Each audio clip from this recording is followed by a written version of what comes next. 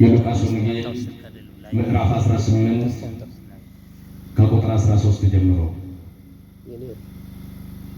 ሊቃውንተ ቤተ ክርስቲያን አባቶቼ ካህናት በወንጌል አገልግሎት የምትመስሉኝ ክቡር መምህራችን መምህር ተገኑ የታላቁ የደብረ ምጥማቅ ቅዱስ ፊልጶስ ቤተ ክርስቲያን የስብከተ ወንጌል ኃላፊ በዝማሬ እግዚአብሔርን የምታገለግለው ወንድማችን ዘማሪ መምህር ያሬድ ጎሳኤ የነገዋን ቤተ ክርስቲያን በአባቶቻችሁ እግር ስር ተተክታችሁ የምትረከቡ የሰንበት ትምህርት ቤት ወጣቶች ስንጣላ የምታስታርቁን ስንቃቃር የምታፈቃቅሩን እግዚአብሔር የክብር ዘውድ የደፋባቸው አረጋውያን አባቶቼና እናቶቼ ወደ ኋላ ጠልፎ ከሚያስቀሩ ዓለም በእግዚአብሔር ቤት መቀመጥን ምርጫችሁ ያደረጋችሁ ወጣቶች የመንግሥተ ሰማያትን ምሳሌ የሆናችሁ ሕፃናትን ጨምሮ በወደደን እስከ ሞትም ድረስ ባፈቀረን በሕያው እግዚአብሔር ፍጹም በሆነ ሰላምታ ሰላም እላችኋለሁ። እንደምን ዋላችሁ? እንደምን አመሻችሁ? ይመስገን ብለን እንድናመሰግነው ጨለማውን በብርሃን ሞታችንን በሕይወት ጥማችንን በእርካታ ቀይሮ ዛሬን እንድናይ ረዳን አምላካችን እግዚአብሔር ተነግሮ ስለማያልቀው ውድ ስጦታ ሁሉ ክብርና ምስጋና ለስም አጠራሩ ይሁንልን። ተራርቀው የነበሩትን ሰማይና ምድርን ያቀራረበችልን ተቋርጦ የነበረውን የሰው ልጆችና የመላእክትን ዝማሬ በአንድነት እንድናመሰግን ምክንያት የሆነችን ሳሎን ተቀምጣ የጓዳችንን ምስጢር የምታውቅ እመቤታችን ቅድስት ድንግል ማርያም ክብርና ምስጋና ይግባት። እስኪ አሜን በሉ። አሜን በሉ። በደንብ በሉ። አሜን። እስኪ አሁንም በደንብ በሉ። አሜን። የክርስቲያን ሀገር ይመጡ አሜንና ኬርት ያትመረክመለ ደም ትትሽልን የምንንም ምትልልን ያተመርማኒ አውርማ አታውርም ባለከሙ አሁን እቺ እዝጊር በለ ያተመርማኒ የማሸሙ ምን ይመጣል ማያት መረሩ ባክሙ ምን እግዚአብሔር ሁላችንን ያስተምረን። እስኪ ድምጻችሁ ከፍ አድርጋችሁ እኔን ኃጢአተኛውን ማረኝ በሉ። በደንብ እስኪሰማ ድረስ በደንብ በሉ። እኔን ኃጢአተኛውን በሉ ማረኝ። እኔን ማን ማረኝ?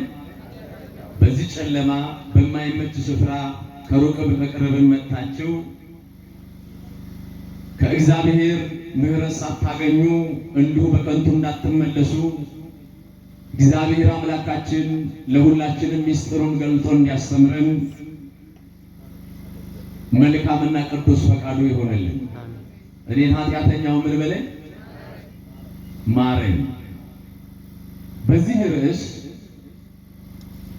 ለጥቂት ደቂቃ እግዚአብሔር ያስተምረናል። እኛም ባሪያዎቹን እንሰማዋለን። እንደዚህ ይላል የሉቃስ ወንጌል ምዕራፍ 18 ከቁጥር 9 ጀምሮ እስከ ፍጻሜው ስንመለከት ሁለት ሰዎች ሊጸልዩ ወደ መቅደስ ወጡ። ስንት ሰዎች? አትናገሩ። አንዳንዶቻችሁ የራሳችሁ ወሬ ይዛችኋል። ባትመጡ ይሻላችኋል። በተለይ የቶች እያየሁ ነው። ሁለት ሰዎች ሊጸልዩ ወዴት መጡ? ወደ መቅደስ። እስኪ ወደ መቅደስ በሉ። ወደ መቅደስ። ወደ መቅደስ። ስንት ሰዎች? ሁለት ሰዎች። አንዱ ቀራጭ፣ ሁለተኛው ፈሪሳዊ ነው። ሁለቱም የመጡት የሁሉንም ልመና እኩል ወደሚሰማ፣ የወደቁትን ወደሚያነሳ፣ ያዘኑትን ወደሚያጽናና ወደ እግዚአብሔር ቤት ነው።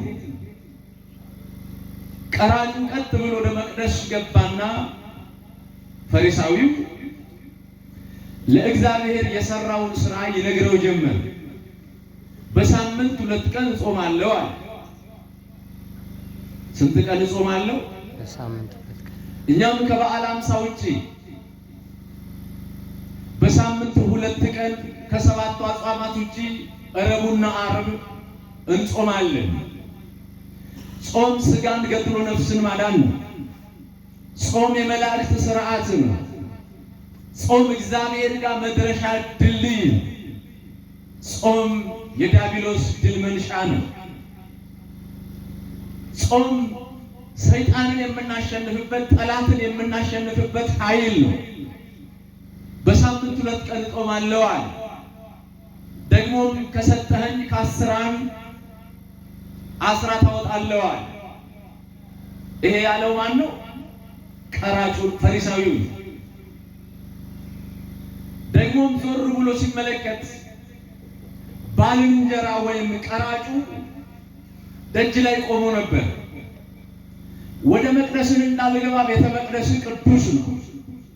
ወደ ሰማይ ቀና እንዳልል ሰማይ ዙፋንህ ነው።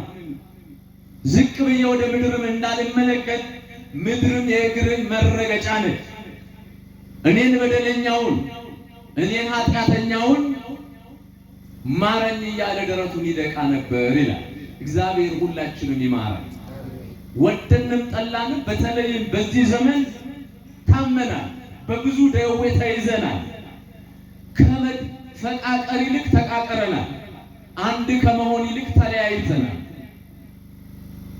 ከመሰብሰብ ይልቅ ተበትነናል። በሃይማኖት ከመጽናት ይልቅ ሃይማኖታችንን ክደናል።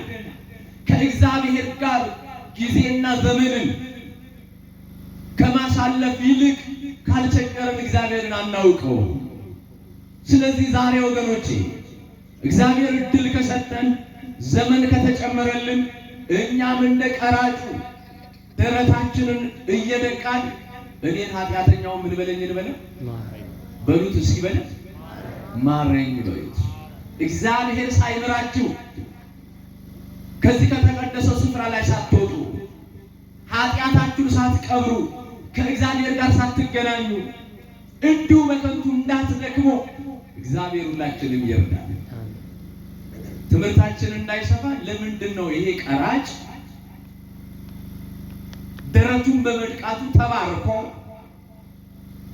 ፈሪሳዊው ደግሞ ልክ እንዳነበበው ለእግዚአብሔር እንደነገረው በሳምንት 2 ቀን ጾሞ እግዚአብሔር ከሰጠው ከ10 አንዱን ለእግዚአብሔር ሰጥቶ ደግሞ ወደ እግዚአብሔር ቤተ መቅደስ ገብቶ ይሄ ፈሪሳዊ ለምንድን ነው ሳይባረክ ሄደው? ደጅ ላይ ቆሞ ወደ መቅደስ ሳይገባ ደረቱን የደቃው ሰው ጻድቅ ሆኖ ለምንድን ነው ወደ ቤቱ የተመለሰው? ጥቂት ነገሮችን እንመልከት። የመጀመሪያው ይሄ ፈሪሳዊ ሳይባረክ ወደ ቤቱ እንዲሄድ ያደረገው ጸሎት ያቀርብ የነበረው በትዕቢት ነው። በምንድን ነው አልኳችሁ? እስኪ ተናገሩ። ድምጻችሁ ከፍ አድርጋችሁ ተናገሩ። በትዕቢት። ትዕቢተኛ ወጣት ካለ፣ ትዕቢተኛ አባት ካለ፣ ትዕቢተኛ አገልጋይ ካለ አይባረክ። እግዚአብሔር ትዕቢተኞችን ያዋርዳል። ትናንትናም ያዋርድ ነበር፣ ዛሬም እግዚአብሔር ትዕቢተኞችን ያዋርዳል። ከመዋረድ መድኃኔዓለም ይጠብቀን። ሐዋርያው ቅዱስ ጴጥሮስ በአንደኛ ጴጥሮስ መልእክቱ ምዕራፍ 5 ቁጥር 5 ላይ እግዚአብሔር ትዕቢተኞችን ይቃወማል፣ ለትሑታን ግን ጸጋን ይሰጣል። ብዙ ትዕቢተኞች ከኦሪት ዘፍጥረት ጀምራችሁ እስከ ዮሐንስ ራእይ ደግሞም ባለንበት ዘመን ሲዋረዱ አይተናል። እግዚአብሔር የለም ሲሉ የነበሩ እነርሱ የሉም፣ እርሱ አልፋ ነው፣ እርሱ ኦሜጋ ነው። ይህንን መሬት ለመርገጥ ይጸየፉ የነበሩ ነገስታት ጥርኛ ፈር ሆነው ቀርተዋል፣ አልፈዋል። ትዕቢታቸው አዋርዷቸዋል። አስፈሪ የነበሩ ሰዎች ዘመን ገጥቷቸው ሞት ተቆጣጥሯቸዋል። ትዕቢተኛ ሰው እግዚአብሔር ያዋርዳል። ከመዋረድ ይጠብቀን እግዚአብሔር። ፈርዖን ትዕቢተኛ ንጉሥ ነበር። እግዚአብሔር የሕዝቡን መከራ አየ። ነቢዩ ሙሴ ከበግረኝነት ጠርቶ ወንድሙ አሮንን አስከትሎ እግዚአብሔር ሕዝቡን ልቀቅ ይልሃል ሲለው እግዚአብሔርንም አላውቅም ሕዝቡንም አልለቅም አለ። እግዚአብሔር 10 ድንቅ ተአምራት በግብፅ ሀገር ላይ እያወረደ ፈርዖንን አስተማረው፣ አልገባውም። በመጨረሻም የተወውን ሕዝብ እግዚአብሔር ነፃ ያወጣውን ሕዝብ መና ከሰማይ እግዚአብሔር አውርዶ የሚመግበውን ሕዝብ ወደ አብርሃም ርስት ወደ ከነዓን ጉዞ የጀመረውን ሕዝብ ለመመለስ ሲሄድ በኤርትራ ባህር ውስጥ ሰጥሞ እንዲቀር አደረገው። ትዕቢቱ አዋረደው። ከትዕቢት እግዚአብሔር ይጠብቀን። በዚህ በሁለተኛ ዜና መዋዕል ምዕራፍ 26 ቁጥር 16 ላይ ትዕቢተኛ የነበረው ኦዚያን የተባለ ንጉሥ እናገኛለን። ይሄ ንጉሥ ለጦርነት ወጣ። ሰራዊት ክተት ብሎ ወጥቶ እግዚአብሔር ከፊት ቀድሞለት ድል አድርጎ ወደ ሰፈሩ ተመለሰ። ንጉሥ ኦዚያን ተከበረ። የአካባቢው የሀገሩ ሕዝብ በጠቅላላ ነፃ ወጣን፣ ጦርነቱን ድል አደረጋለሁ። አሁን አንድ ነገር ይቀረኛል አለ ይሄ ንጉሥ። ወደ ቤተ መቅደስ ገብቼ እንደ ካህናቱ ጥናውን ይዤ ካላጠንኩኝ ብሎ አሻፈረኛል። የማይገባውን ያልተሰጠውን ጸጋ የእርሱ ያልሆነውን ጸጋ ካላደረግኩ አለ። ታላላቆቹ ካህናት የተመረጡ ካህናት መጡ። አንተ የፖለቲካ ሰው ነህ፣ አገር እንድትመራ ነው እግዚአብሔር የመረጠ። ቤተ መቅደሱ ማገልገል ለተመረጡ ለካህናት ብቻ የተፈቀደ ስራ ነው። ምንም እንኳን የሀገር መሪ ብትሆን፣ ንጉሥ ብትሆን፣ ቅልብ ወታደሮች ቢኖሩ፣ ሂዱ ስትላቸው የሚሄዱ ኑ ስትላቸው የሚመጡ ወታደሮች ቢኖሩህም የቤተ መቅደሱ ስራ ላንተ አልተፈቀደም፣ ተው አሉት። አሻፈረኛ። እኔ ከካህናት በምን አንሳለሁ አለ። ይህ ትዕቢት ነው። ካህናቱ እንግዲያውስ እግዚአብሔር የወደደውን ያደርጋል። ማን የወደደውን ያድርግ? እስኪ ተናገሩ። ማን የወደደውን ያድርግ? እግዚአብሔር የወደደውን ያድርግ። እኛ መከረናል፣ ተው ተመለስ ብለናል። ከዚህ በኋላ ስራ እግዚአብሔር ነው አሉ። ጥናውን ልክ ይዞ ሊያጠን ሲል እግዚአብሔር ንጉሥ ኦዚያን ከእግር ጥፍሩ እስከ ራስ ጠጉሩ በለምጽ መታው። ትላንት የሀገር መሪ የነበረው፣ ትላንት ይታጀብ የነበረው ንጉሥ በብሉይ ኪዳን ለምጽ የኃጢአት ውጤት ስለነበር ልብሱን ሸፍኖ እልፍኙን ዘግቶ እስከ ሊሞት ድረስ ከእልፍኙ ሳይወጣ እግዚአብሔር ገደለው ይላል። ትዕቢት ያዋርዳል። ከትዕቢት ማን ይጠብቀን? እግዚአብሔር ይጠብቀን። በትንቢተ ዳንኤል ምዕራፍ 4 ከቁጥር 25 ጀምሮ ስንመለከት ናቡከደነጾር የተባለ ትዕቢተኛ ንጉሥ ነበር። ነቢዩ ዳንኤል አስተማረው። አልመለስም አለ። እንግዲያውስ አለ እግዚአብሔር እንደዚህ ይላል፣ ወደ ልብ እስክትመለስ ትዕቢትህ እስኪለቅ ድረስ ከሰውነት ወደ እንስሳነት ተቀይረ ለ7 ዓመት እንደ ሜዳ አህያ እንደ ዜብራ እንደ እንስሳት ሳር ስትበላ ትኖራለህ አለው። ናቡከደነጾር ከሰው ወደ እንስሳነት ተቀየረ። ይሄ ምን ውጤት ነው? የምን ውጤት ነው? የትዕቢት ውጤት ነው። ወጣቶች ትዕቢተኛ አትሁኑ። አባቶቻችሁን አክብሩ። እድሜያችሁ ይርዘም እንድትባሉ እንጂ እድሜ ይጠር እንዲባል አታድርጉ። እህቶቼ እናቶቻችሁን አክብሩ። ትዕቢት ያዋርዳል። ብዙዎቹ ተዋርደዋል። ትዕቢት ነገስታትን ያዋርዳል፣ ካህናትን ያዋርዳል፣ ሌሎችንም ያዋርዳል። ስንት ትዕቢተኞች ነበሩ። ዓለምን እናጠፋለን ያሉ ነገስታት አሟሟታቸው እንኳን የከፋ የከረፋ ነው። የወርቅ ሽጉጥ ታጥቀው የሚዞሩ ነበሩ። የወርቅ ሽጉጣቸው ከሞት አላዳናቸው። ዓለምን እናጠፋለን ያሉ በጠቅላላ አሟሟታቸው እንኳን ሳያምር እንደ አይጥ ከጉድጓድ ታድነው ነው የሞቱት። ትዕቢት ያዋርዳል። ከትዕቢት እግዚአብሔር ይጠብቃል። መጀመሪያ ይሄ ሰው ይሄ ፈሪሳዊ ሳይባረክ የሄደበት ምክንያት ጸሎት ያቀርብ የነበረው በምንድን ነው? በትዕቢት ነው። አሁን ማን ነው ከልቡ ጸሎት የሚያቀርበው? ከልቡ ነው አባታችን ነው የምትሉት ነው? ስለለመን ነው ስለሸመደን ነው? እንደዛ ነው እህቶቼ፣ ከልባችን ነው። እንደው አቡነ ዘበሰማያት የምንለው በአፄ ቴዎድሮስ ጊዜ ነው አሉ። ሹማምንቱ ከበሉ ከጠገቡ በኋላ ለጫወታ ብለው ንጉሱ እስኪ አቡነ ዘበሰማያት በሰላም ቅዱስ ገብርኤል ሐሳቡ ሳይበተን መንፈሱ ወደ አርያም ልኮ እንዲያው በትክክል የሚዘልቀው ማን ነው የሚጸልይ ሰው ካለ እኔ በቅሎ ሸልመዋለሁ። ምን ሸልመዋለሁ? በቅሎ። አንዱ በቅሎ መሸለም ፈልጎ እጅ አወጣና እኔ ሁለቱንም እጸልያለሁ። ተደስቶ አቡነ ዘበሰማያት አለ ጨረሰ። በሰላም ቅዱስ ገብርኤልንም ጨረሰ።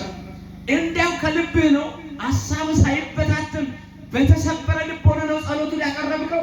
በሕያው እግዚአብሔር አምልሃለሁ ከልብ ነው ሲሉ የድሮ አባቶቻችን መሃል ላይ ይፈሩ ነበር።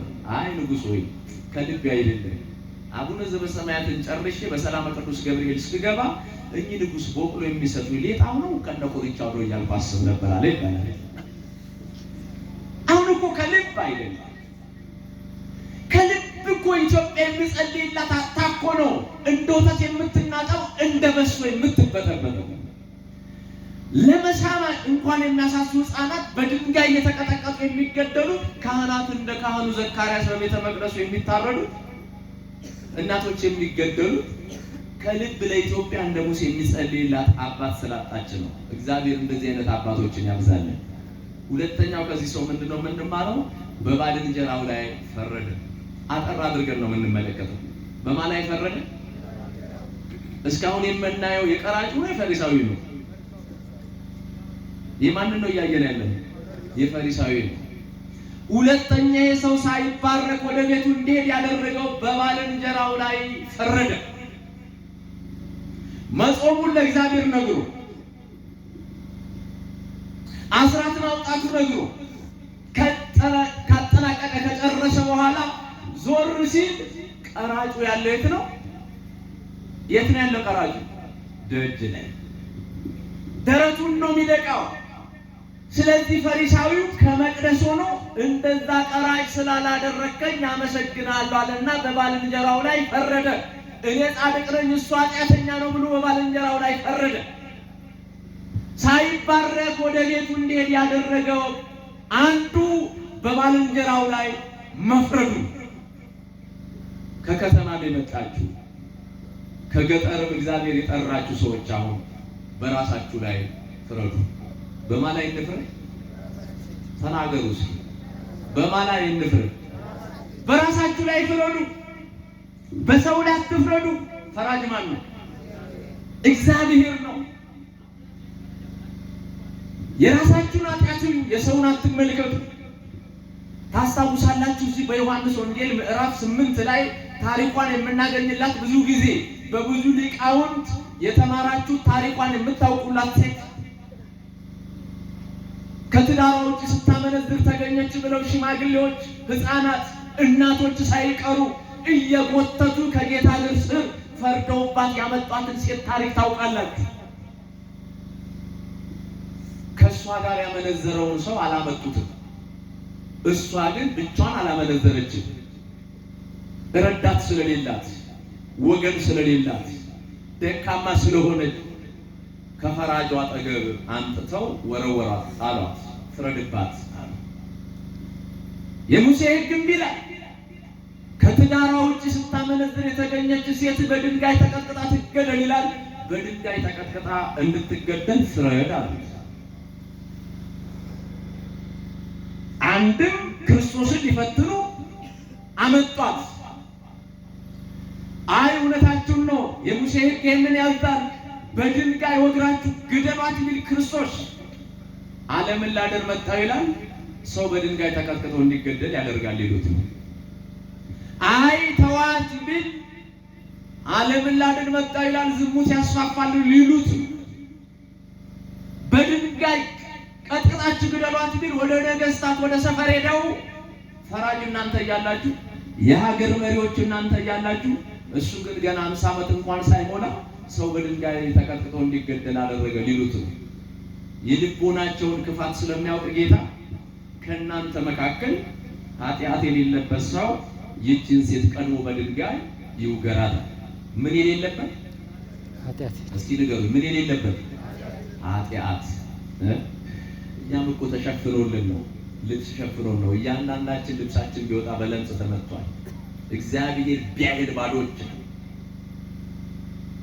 የእግዚአብሔር ክብር ነገርን መሰወር ነው፣ የነገስታት ደግሞ ክብር ነገርን መግለጥ ነው ይላል ጠቢቡ ሶሎሞን በመጽሐፈ ምሳሌ 25 ቁጥር 2 ላይ። ተትቶልን ነው፣ በጓዳ እየመከረ በአደባባይ አክብሮን ነው እግዚአብሔር። ብንታይ ብንፈተሽ በደለኞች ነን።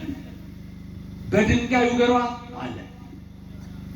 ለካ ትሙት ብሎ ድንጋይ ተሸክሞ የመጣ በጠቅላላ እሱ ራሱ ከጀርባው ሞትን ተሸክሟል።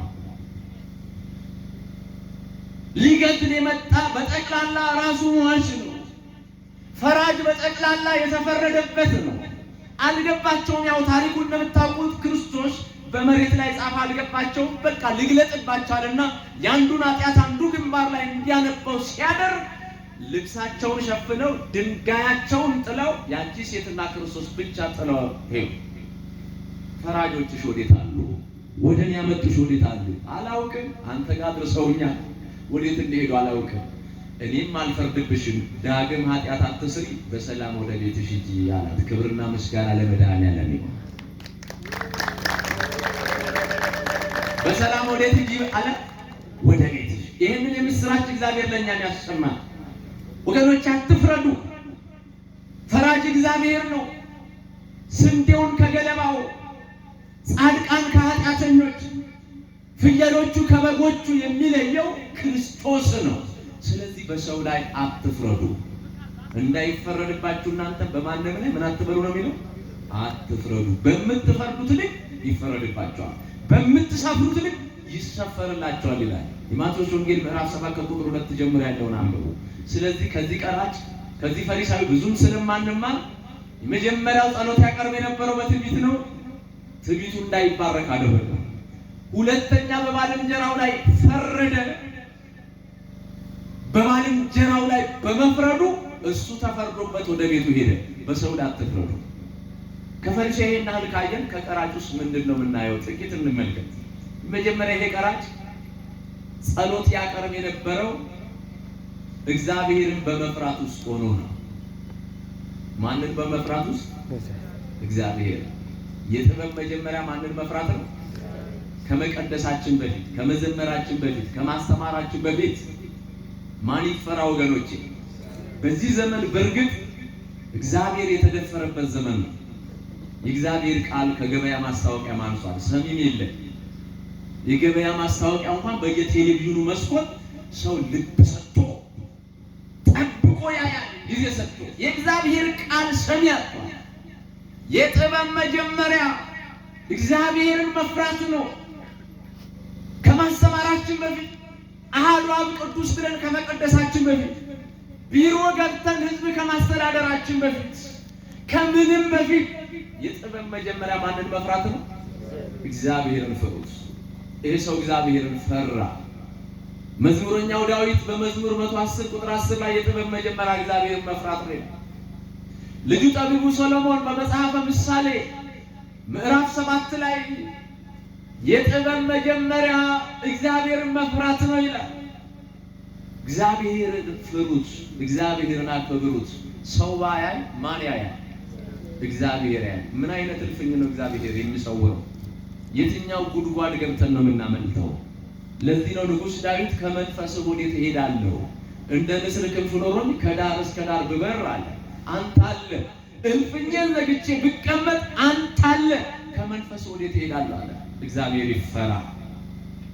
ወጣቶች ምንድን ነው የምናደርገው? ስንት ሰው ነው ጠንቋይ ቤት የሚሄደው? ስር የሚምሰው፣ ቅጠል የሚበጥሰው፣ መተት የሚያስመትት ስንት ሰው አለ እዚህ ውስጥ እንኳን። ስንት ማጅራት መጪ ያለ፣ ስንት ልጅነቱን ያልጠበቀ ቤተ መቅደስ የሆነውን ሰውነቱ የሚያፈርስ ስንት ሰው አለ። ብዙዎችንን በዚህ በኦሪት ዘጸአት ምዕራፍ 1 ቁጥር 15 ላይ በግብፅ ዮሴፍን የማያውቅ ንጉሥ ተነሳ ይላል። ንጉሡ ዞር ዞር ሲል ዕብራውያን እየበዙ ሲመጡ አየ። እነዚህ ሰዎች ከበዙ ከጠላት ጋር አብረው ያጠፉናል። ስለዚህ አለና ሲፓራና ሆሃ የተባሉ ሁለት አዋላጆችን ጠርቶ የዕብራውያን ሴቶች ከዚህ በኋላ ወንድ ልጅ የሚወልዱ ከሆነ ወንድ ከእናቱ ማህፀን እንደወጣ እያነቃችሁ ግደሉ አላቸው ለአዋላጆች።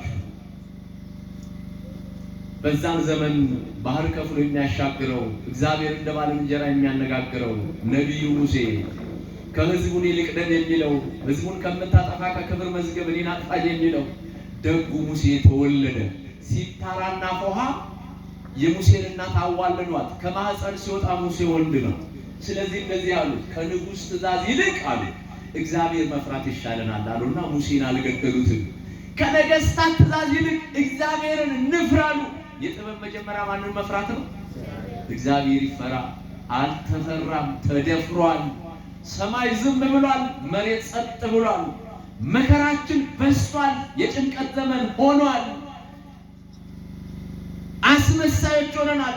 ከልብ አይደለም ጸሎቱ። ራሱን የሚያይ ሰው ወይም ራሱን ያየ ሰው የለም። ወገኖች ራሳችሁን ተመልከቱ፣ ራሳችሁን እዩ። ምን መስላለሁ በሉ። ተዚህ ትቦልኩክም በሰማሁ ተሽል ቁና ምሽትና ምስ ያሞ ስልጣኔ በሌለው አገር ይነብር ነበር። ኳይ ወጣቦይ ወለቲ ጦርም ወይም ቦራያርስይ ቀንበር ጦርም ይወጣቦይ የባዮች ዲያቢ በቂር የዘብር ከተበልም ትሚርከት ምሽታ በምን የዘብር ከተበልም ምሽታ በቂር የዘብር ከተበልም ያሆኝ ወማን ነበረው ወደ አሁንማ ትግለበት ያመሽም ይሰክርም ይቀጥቅጣት ጠብጠቶለት ተወረ ይወጣቦይ ታረድ ያደርቀው ምንደዳ ይዘብር ከተበልም ትጅኝት ካቶ መረ ዛኖች ይተዋደዱን ምስና ምሽት ጌታ የመቤቴ ይትቢልሙ ምን ይነብር ኩናማይ ብሸገተመንም ምስሂ ተከተማ ያለፉ ሶስት ማይ አደረም በከተማ ተገቢያ ውስጥ አየን ወባም ለውድዳ ለምሽት ዲቅ ኩና ስጦታማ ይዝላመነ መጣ ባለ በገቢያ ውስጥ ያልፍ ቦይ ልብስ አይዋጅላ የልብስ ይነና ጫማ ማይዋጅላየን ጫማ ይነና የምን ይትይታዩ ምቃይት ብልቦ የምን መስታወት ተዋጀላ ባለ መስታወት ተዋጀላ በጋዜጣ ተከለለ ታገር የመጣው ቦምጣ ደስ ባለና የመናጊ ዛኝ የተነሳም ቆይ ባይኒጥንሽም ለጌሚት እዲ ለባዮች እድሚል ስጦታ መጣውልችን ባለ በጋዜጣ የተከለሉ ስጦታ አበናት ጋዜጣ የተቀደድጎይ በውስጣን ያለ መስታወት ለካያ በተወለደት ጅመረት መስታወት አይጀትም ትትሽ ነሳተም የራስ ይታየት ትደቆይ በመስታወት ውስጥ ያለች ትደቅ ኮስተር ትብልቆይ በመስታወት ያለች ምን ትብሊ ትኩሳት ታሪ አሁን ድረስ ወድሹ ለጌያቢዲ የባዮች ዲያቢ ኤሌዲዮም ዱርዬ ኮነ በሶስት ማይ ከተማ አለፈም ተቀየረም አደቆይ ትደቅቢ አኩሳት ተርጎይ ትኩሳት ተርግጣውን ትይዙ እንጣባለት ምን አየትም ስላትችል መስታወት ትላኝን ታቢት ምን ነበር ይጋታ ሞቅ ነበር ቡና ታፈላ ነበር አው ትግላምጠን ጅመረቲ ሳምንት ይከሰቲ በሳምንት ፎለማ እዝጊራ ድሚያ ያበና የገረዘት ጉርዝ ሜትዬ ነጥቷት እዛ መስታወት ይዘትም የሜትዬ ይጌታ አልፈጉን ሜትዬን ማይጀቷ ምን ቆልሽም ከሳሽም ጠቆርሽም ምን አገኘንሽ የጊያቢ ጌጣውን ትዘብ ይመጣው ባለበት ቢትን ያለት ቢትን ያወናሽው ምን አወናናት ይዘውና መጣው ማለት በለጠላይ ውስጥ አወጣትም ለዛ ለጉርዚ ሜትዬ መስታወት ለካ ዛ ጉርዝ ምሽትም በተወለደት ትጅመረት ምን አየትም ትትሽ መስታወት አየት ትትሽ ለዚህ ለጃጀት ታሩኒት ባችን ምን ዞም ሳምንት በሙለት ተናል ደይገሽ እዚህ ማገረዘት መለ በቅርበው በሞት ይግላገልሽ እዚህ ባለናት አወራስኛ እየነንምኛ እድሜ ያበኔ በንሳ መስታወትነት ራስኛ እየነ ወጣቶች ራስ ደም በንሳ መስታወትነት አየሁ በርግጥ መስታወት ይፍታት ይዋደል ውሽጣት ውሽጣ ያልዮም ይቂና ንሳውዋን ተዚበርነሞይ እዝጌ ቆቸነንሞይ ተሽል ደም ትሽልሙን እዝጌ ለኩልምኛ ልብ ያበለ የመጀመሪያው ከዚህ ከቀራጭ የምንማረው ማንን መፍራት ነው? ማንን መፍራት ነው? እግዚአብሔርን መፍራት ነው። ሁለተኛ በማንም ላይ አልፈረደም። ይሄ ቀራጭ በማን ላይ ነው የፈረደው? ንገሩኛ። የማንን ደረት ነው የደቃው? እኔን ኃጢአተኛው ምን በለኝ ነው ያለው? ማረኝ ብሎ በራሱ ላይ ፈረደ። ዛሬ በራሱ ላይ የሚፈርድ ሰው አለ? ከሊቅ እስከ ደቂቅ ከታች እስከ ላይ እኔ ኃጢአተኛ ነኝ፣ በደለኛ ነኝ፣ አይገባኝም የሚል አለ? አላውቅም፣ እናንተ ታውቃላችሁ። ይሄ ሰው ግን በራሱ ላይ ፈረደ። በራሳችሁ ላይ ፍረዱ። ንጉሥ ዳዊት አንድ ቀን ሳያውቀው ቢሆንም በራሱ ላይ ፈርዶ ነበር። ኦርዮንን አስገድሎ ቤርሳቤ ራሱን ሚስት አድርጎ እሱ በጨለማ የሰራው እግዚአብሔር በብርሃን ሲገልጥበት ነቢዩ ናታን መጥቶ ንጉሶች 20 ዓመት ንገስ፣ በአንተ ሀገር ላይ ፍርድ ተጓደለ፣ ድሃ ተበደለ። አንድ ምስኪን ሰው ነበር፣ አንድ ጠቦት ነበረችው፣ ከሚበላው የሚያበላት ከሚጠጣው የሚያጠጣት በብብቱ ስራ አቅፏት የሚተኛ የነበረችው አንዲት ነች። ባለጠጋው ግን 100 ነበሩት። አነሰኝ ቢል እግዚአብሔር ይጨምርለት ነበር። ታዲያ ያ ባለጠጋ ክፉ ነው። የሱ 100 ቁባቶችን ትቶ የምስኪኑን በግ ወስዶ አረደበት፣ ወሰደበት፣ ቀማው። ለመሆኑ ይሄ ሰው ምን ይገባዋል አለ። ንጉሥ ዳዊት አልገባውም ነበር። እንደዚህ አይነት ሰው ሀገሬ ላይ ካለማ ቀና ብዬ አንገቱን ዝቅ ብዬ ባቱን ቆርጠዋለሁ፣ ስለ አንድ ፋንታ 4 አስከፍለዋል። ሳያውቀው የፈረደው በማን ላይ? በራሱ ላይ። እውነት ተናገር ካለ ያ 100 ቁባቶች የነበሩ ንጉሥ አንተን አነሰኝ ብትል እግዚአብሔር ይጨምርልህ ነበር። አንዲት በግ የነበረችው ኦርዮን ነው፣ ሚስቱን ቀማኸው። ታቦተ ጽዮን ጦር ሜዳ ላይ ሆና እኔ እንዴት አድራለሁ ወገኖቼ እየተዋደቁ እኔ እንዴት ያለው፣ እሱ ግን አንተ ተማክረ ደብዳቤ ሞት ደብዳቤ አስጨብጠህ ጦርነቱ ሲፋፋም ወደፊት ልቀቁት ብለህ እንዲገደል ምክንያት ሆንክ። ስለዚህ በራስ ላይ ፈርደሃልና 4 ሐዘን በቤት ውስጥ ይገባል። ከሐዘን መድኃኒዓለም ይጠብቃል። 4 ሐዘን ዳዊት ቤት ውስጥ ገብቷል። የመጀመሪያ ሐዘኑ ከቤርሳቤ የወለደው ልጁ ሞተ፣ አዘነ። ሁለተኛ ሐዘኑ የገዛ ልጁ አምኖን የገዛ እህቱ ትዕማርን በፍቅር ተቃጠልቋል። እንደ ዘመኑ ወጣት ማለት ነው። እንደዛ ነው አይደል እህቶቼ? እንደዛ ነው። ውሃ ልጠጣለኝ የሚሏል፣ ምግብ አልበላለኝ፣ ሰውነቴ ከሳ መነመን፣ ምን ሆነ ነው አፍቅሪያት ይላል። የሚፈልገው እስኪያገኝ ማለት ነው። እንደ መቋሚያ ተሸክማው ነው አቅፋት ነው የሚሄደው። በረደኝ ብትል ጃኬታውን እኮ ነው የሚያለው። እኔ ብረደኝ የሚፈልገው እስኪያገኝ። እንቅፋት ሲመታል እኔ ልደፋ ይላል። ራበኝ ስትል ያበላል። የሚፈልገው ካገኘ በኋላ ግን በረደኝ ስትል ምናምን ይለሽ ቆንሽም ትትግሪም ትትወጪ ነበር ይሁን።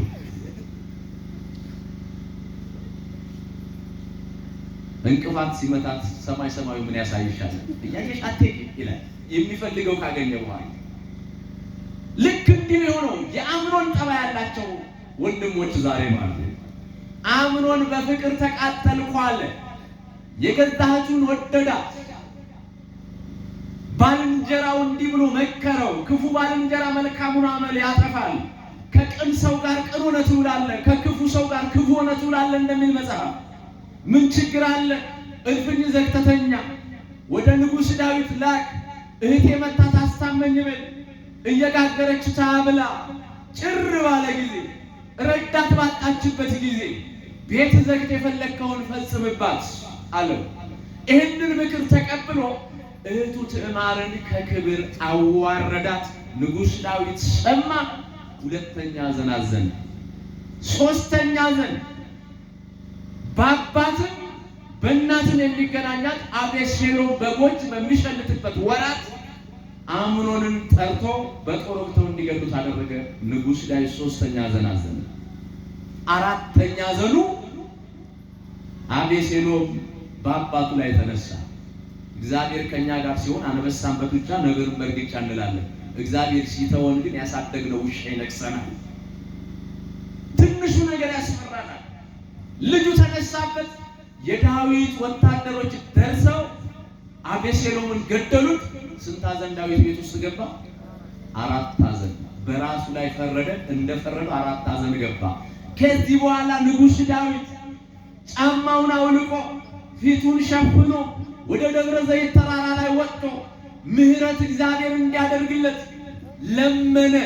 ቆይቼ እግዚአብሔርን ደጅ ጠናሁት፣ እርሱም ዘንበል አለልኝ አለ። እግዚአብሔር ለእኛም ዘንበል ይበልልን ወገኖች በራሳችሁ ላይ ፍረዱ።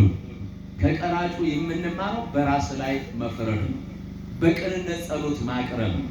ወደ እግዚአብሔር ቤት መምጣት ነው። መልካም ሰው መሆን ነው።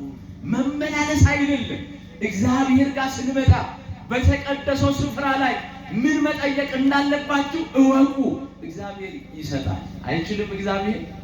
ኑሮ ያስጨነቃችሁ ለመክረም ሄዳችሁ በዕለት የተመለሳችሁ እቤት ተቀምጣችሁ የደጃህን አልሞቅ ያላችሁ እንደ ርጉዝ ሴት የምትቅበጠበጡ እንዴት ነው ማልፈው የምትሉ ሰዎች ኑ እንደ ቀራጩ ደረት እየደቃችሁ እግዚአብሔር ሆይ ቤቴን በበረከት ሙላው። ማን ይሞላል? እንዴት እንደሚያኖረን እንዴት እንደሚያስተዳድረን አናውቅም። ብቻ እግዚአብሔር በማኖር አይታማም፣ በመስጠት አይታማም። ሲሰጥን አትረፍርፎ ነው። አቻችሎ አያኖርም። እግዚአብሔር አትረፍርፎ ያኖራል። አትረፍርፎ ያኖረን መድኃኒዓለም። አንድ ምስኪን ሰው ነበር አሉ። ይሄን ነግሬያችሁ ላብቃ። በጣም ድሃ ነው። ተቸግሮ ከአንድ ሰው ገንዘብ ይበደራል። የተበደረው 100 ብር ነው። ስንት ብር ነው? 100 ብር ነው። የተበደረው ሰው መንገድ አላስኬዳል፣ እንቅልፍ አላስተኛል። ስንት ሰው እዚህ ውስጥ ራሱ እንደዚህ ይኖር መሰላችሁ? ነገ ይመልሳለሁ፣ ሳምንት እመልሳለሁ ብሎ እኮ ግራ ገብቶ መች ከመች ዋረዳለሁ ብሎ እኮ የሚጨነቅ ስንት ሰው አለ። ንገሩት ለእግዚአብሔር። በተሰጠው አትመኩ፣ በሰጪው በእግዚአብሔር ተመኩ። ሰው ከሰጠ በኋላ ይጸጸታል። እግዚአብሔር ሰጥቶ ግን አይጸጸትም። አልቆበት አያውቅም። እጁ ሰፊ ነው። ታዲያ ይሄ ሰው ግራ ገባ። ከሌሎቹ ወስዶ እንዳይመልስ ስሙ ጠፍቷል። ስለዚህ እንደዚህ አለ፣ መጀመሪያውንም ተሳስቻለሁ። ወደ እግዚአብሔር ቤት መጥቼ እግዚአብሔርን መጠየቅ ሲገባኝ ሰውን መከታ አድርጌ በሰው ተመክቼ ነው የተቸገርኩት አለና ወደ መድኃኔዓለም ቤተክርስቲያን መጥቶ ድፍት ብሎ ለእግዚአብሔር እንዲህ ብሎ ነገረው። ጌታ ሆይ በሰብ 100 ብር ተበደርኩ። እዚህ 100 ብር ክፈል አልቻልኩም። ደህ ክፈልልኝ ግን አደራ ተቤጎ 100 ብር ድፍናል እሺ በ100 ብር ይላል ቁና ብር ብታጎል ተቂበል ከባ ደህም ብትሆንም ትትቂበል 99 ብር እዚህ ቢልክም ትቂበል ነው ትትቂበል እምባከው ብር ትተሸሙበት የመናጊን በጣም በሹ 3 ለኝም ባይመጣም የምንን ይዝገየህ የምንን ይቀስከቢ 100 ብር ነው በር ባንኳኮ ቁጥር አድነግጡ ሞጮለ አልቻሉ ያንደረ ያታደገ ይሰጥ አጭነቀው ስለዚህ ከከፈልልኝ ባሉ እንኳን እዚህ ያልሽ ብር ይደፋምጎ ማለቂ ሞትኛ የከፈለልን ማንም አይከፍል መድኃኔዓለም ከፈለ ድምጽህን ከፍ አባለ ዞም ጸሎት ይቂናጎይ ኩናማ ደንገኘምስ በሞጫ አልፈጎይቺ እዲም ነግማ ምነሳለም ባለ መኪናህን በውጭ አቆመ ይመጣ ጎይ እዚህ ምስ ይበሹ ዜጊው በል 100 ብር ናቤ ቁና ብር ብታጎድ ምን ተብከ ተቂበልከ አሁንም እዚህ ዜጋ 100 ብር ሌቡ ቁና ብር ቢጎድል ትቂበል ማለት 100 ብር ቆጠረ በሞራን አወናለ እንኳ ማለት ፈቀቅ ባለ በባህር ዛፎች ታ ምስቂና እንያዩ ምስ ጸሎተው ሲለየ በበሸጎይ ይነሳጎይ ተብርጎይ ተፋጠጡ ይቆጥርጎይ ምን አይል ብር ምን አይል ብር 99 ብር ምን አይል ብር ይጎሉ ቁና ብር ምስም የጠቀሰን ይጠቀሸ ምን ቁና ብር ምን አትበል አታውቁልኝ ይቆጥርጎይ 99 ብር አይ መድኃኔዓለም አሁን ቁኒ ብር ያጎደል ከቢ 100 ብር ባንኩን ነገ በዛዘባ ይጠፋው አከም በ99 ይዝማል ቁኒ ብር ነገ ትሞላው አለኝ ዛጎይ ዛደንገኛ ምስመጣ ብር ቢዘብር ማለት ነው የደህም አጥቆቀሰነህ እኔ ተወቀስኩኝ የማን ይባል ይዝጊርን አድትን ያወናው ልከ አዲስጌር መልአካቲዝም ያምጣ የደህ ያጣውንም ያምጣ ተሽት አጉነበስኩም በሸሂ ጸሎት ቂናሂ እነታጎይ 99 ብር መድኃኔዓለም ቁና ብር ይቆልቦ ቁኒ ብርማ ነገ ይሞላለት ማለት ዚምስ ሰቂናልኮ ማለት በከተሜ አቂናልኮ አትግድኮ አከሶ እዝጌር የሌለን ሰው ዞመነ ሊፎክር የፍርድ ያለፈም ከሰሰን መጥሪያ ይዘለመት ምሲ መጥሪያ ያነብጎይ ለቢትን ዘጠረኝ በፈያ ማለት የደንገኝ ያለፈ ዚህ መጥሪያ ደህትነ የከሰስከኝ ይይን አሁን ተፍርድገ የናልፍየንን በዳኛ ይፍትን ቆምየንን ይይን ባለነ የዲታጂው ጫማ ቢስ ወለሃን አለቀም ሸሚዝ እንዲ ኮሌታን ተበላ ማለቀም ኮትም እንዲ ተቀደደ ዜጋ ከሰሶ ወለደ ለደንገኝ ሰው ውርደተ ደብል ባለነ አሁን ነቀና ቁምሳት ባጣበቢ በሱፊም በጫሚ በሸሚዝ በከረባቲ ምናምን ግርማ ሞገስ ያለው ፈያ የለበሰ ሰው ከሰሰ ወለደም ፈያም ባለነ ወንም ምን ባለው እዚህ ደንገኝ ምስ ዜጋ ከሰሶ ወለደ ራስ እንዲ ለክብር እንዲ ትሚጥሪ ባለ ሰራተኛን ጠራ በቁም ሳጥን ባንዴ ልብስ አሙዋል ምሲ ጫማህን አገሉ ሱፋው ለበሱ ከረባታው ቂናው ቁኒብር መዳናለ ሞላን አልሞላ በቁናብር ጫማ ይዋድ በቁናብር ሸሚዝ ይዋድ በቁናብር ኮት ያሲፉ መዳናለም ዚሆምም ያነው ሱፋው ግጥም ማበለም በደመቀ በጎይ ጌታዬ በምንድነው የሚሄዱት እርሶ በምንም ታልፍ ባለን አዲ በማርቼዲስ መኪና አዲና ማለት በግራው ያልተሰብ ከሰሱ ወለደሽ ውርደተ ደም በግቢ 5-6 መኪና ቆምከ ደበ ማርቼዲስ ታልፍቆይ አዲማ በማለስ መኪና ፎለፎ ለበኪት ተልከሽ ይብልጉ ወንምኑ በግሪ ያለፈ ሰብ ከሰሰው ለራስ እድለ ክብር ዲት ይምጥን ይባላል የመኪና ቁልፋው ዛኔ በማርቼዲስ ይፍትፍት ያልፉ ዚኒ ይኪተሉ ያልፍም ተዳኛ ይየለ እውነተኛ ዳኛ ማን ነው አውድሙኛ ለዜግም ለደንገኝም ቅጥ ይፈርድ ማን እዝጌር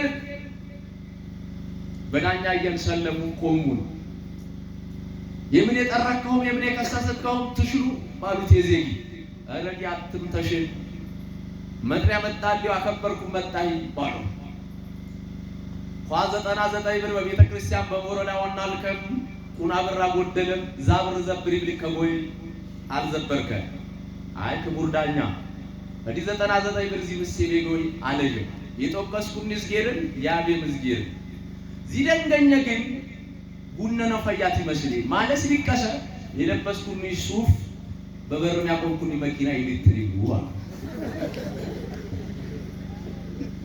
ዛቦይ ዚደንገኛ ምስ ዘለለም የዜጊ ያነቀን በዳኛ ለካ ዚህ ዜጋ መጀመሪያ ሟላጥፋ ያጠፋ ሀደትነ ነገር ይጣራ ድረስ ደህ መኪና ደይዝን ተነለበስ ከንዲሱ በኬት ተገደ የነለም ደህማ ደንገኝ